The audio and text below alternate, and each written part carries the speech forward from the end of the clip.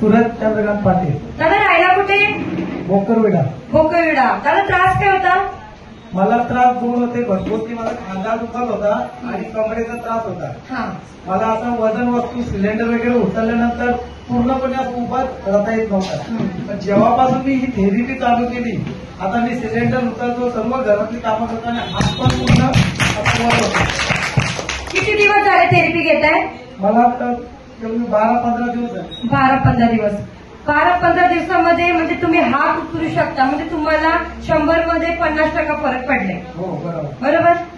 दवाखाने किती गेले? दवाखाने केले पहिले आणि गोळ्या पण भरपूर झाल्या. पण आता मला तिथं जायची पण इच्छा नाही, कारण की जेव्हापासून थेरपी चालू केली मला खरोखर इतका फरक पडलाय की मी आता सर्व कामं सुरळीत करतोय. आता मी कंपनीत काम पण करतो, तिथं मी 4 तास कंपल्सरी मशीनीवर असतो. 33 मीटर उंच मशीन आहे आणि मला 4 तास असंच राहायला लागते. या खुर्चीत बसून त्याच पोझिशनला, त्याच्यामुळे कमरेचा आणि मानेचा जास्त त्रास होतोय.